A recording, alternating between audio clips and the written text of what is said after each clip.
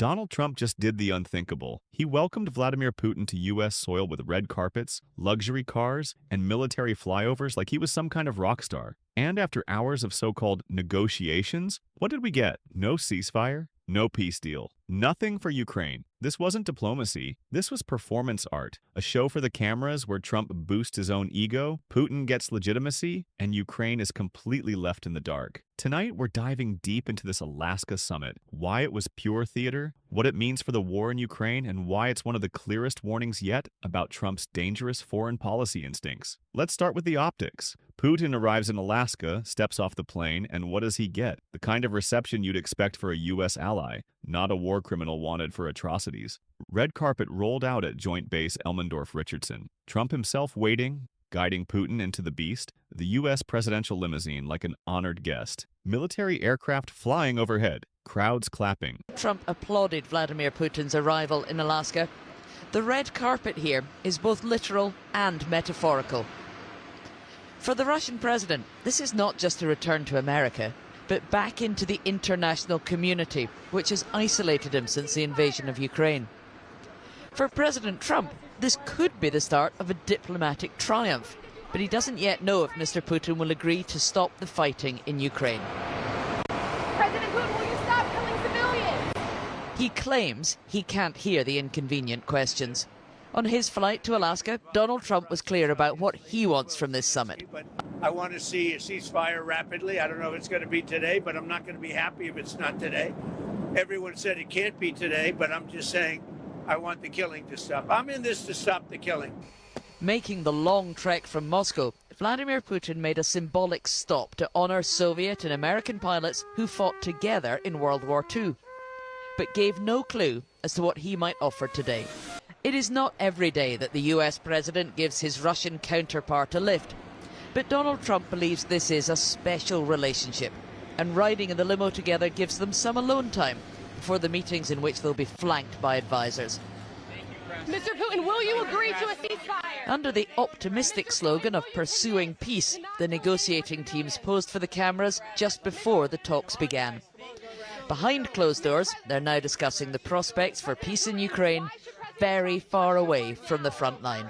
Reporters asked Trump why civilians in Ukraine are still being killed, why atrocities continue, and how he justifies meeting Putin like this. Did he answer? Not a word. He just looked past the question, smiling as if he didn't hear a thing. Rage-inducing. This was a made-for-TV spectacle choreographed down to the minute. And let's be blunt, it wasn't about peace, it was about optics. Trump wanted the image of him, the so-called deal-maker shoulder to shoulder with Putin. No context, no accountability, just the visuals. Now, what came out of 3 hours behind closed doors? Absolutely nothing of substance. There was no ceasefire, no peace plan, no binding agreement. Trump told reporters they'd made progress, but then added, no deal until there's a deal. That's political doublespeak for we accomplished nothing. Putin, for his part, talked about understandings and productive talks. Classic vague language with no real commitments. The war in Ukraine is still raging. Missiles are still flying. Civilians are still dying. And yet both leaders emerged smiling, as if this was some kind of breakthrough. This was not negotiation. And the real tragedy is that it wastes time while the conflict drags on with no resolution in sight. Caitlin, it's fascinating to see how it must have felt in the room versus seeing it on television. It was interesting to see that split screen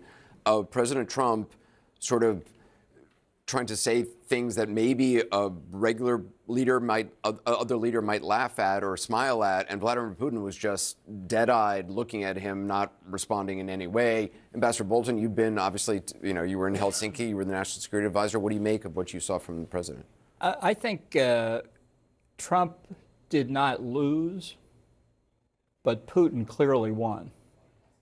Trump didn't come away with anything except more meetings. Putin has, I think, gone a long way to reestablishing the relationship, which I've always believed was his key goal. He has escaped sanctions. He's not facing a ceasefire. The next meeting is not set. Zelensky was not told any of this before this press conference. It's far from over, but I'd say Putin achieved most of what he wanted.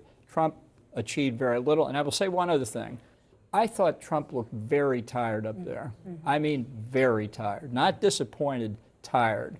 And we'll have to reflect on what that means. Vladimir Putin said, I believe, we've turned the page, not referring to Ukraine, but more to, do you know what it referred to, or what was your sense? I think he meant the U.S.-Russia relationship, but what he really means is the Vlad-Donald relationship.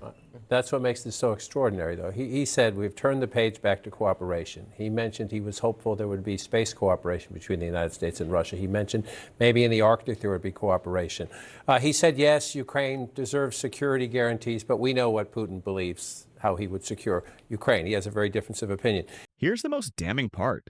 Ukraine wasn't even in the room. This summit was entirely Trump and Putin, deciding the fate of a country that wasn't invited to the table. Ukraine's ambassador slammed it as unacceptable. You cannot negotiate the end of a war without the people living and dying in it. Zelensky himself reacted sharply, stating that peace must include Ukraine, no land concessions, and no backroom deals. European leaders echoed the same, warning that Russia must not be given veto power over Ukraine's NATO or EU future. Putin's so-called peace demands are nothing short of blackmail, recognition of Russian control over occupied territories, and blocking Ukraine's NATO membership. And Trump, instead of rejecting those demands outright, entertained them. That's not diplomacy, it's appeasement. So, if nothing was agreed, who actually won this summit? The answer is obvious: Putin.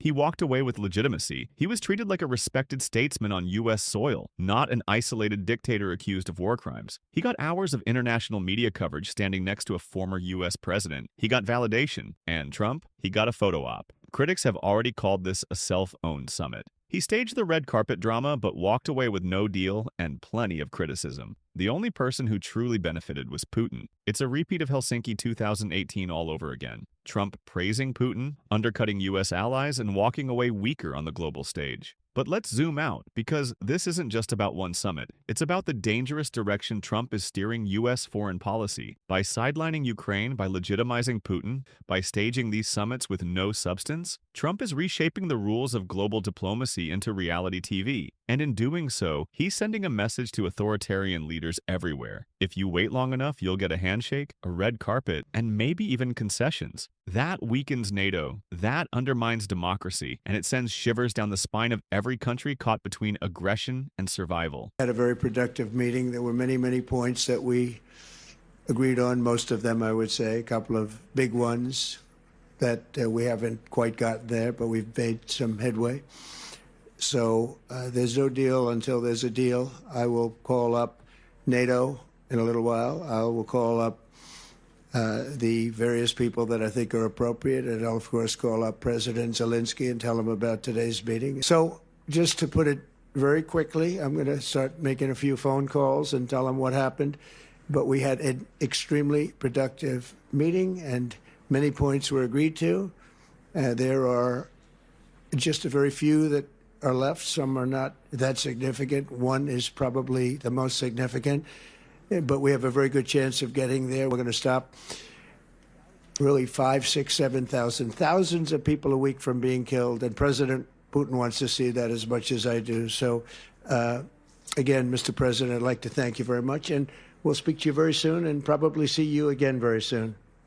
Thank you very much, Vladimir. Next time in Moscow. Oh, that's an interesting one. I don't know. I'll get a little heat on that one, but I could see it possibly happening. So let's call this what it was. Not a peace summit, but a publicity stunt. A PR gift to Vladimir Putin, and a slap in the face to Ukraine and every democracy fighting to survive in the shadow of authoritarian power. We can't afford to let these photo ops define our foreign policy. We need accountability, real negotiations, and Ukraine at the table, not excluded from it. This is where the future of democracy is being tested. And it's not just about Ukraine, it's about whether authoritarianism gets rewarded or whether freedom still has defenders. So what do you think? Was this summit a total waste or something even worse? A strategic win for Putin? Let me know in the comments. See you at the next one.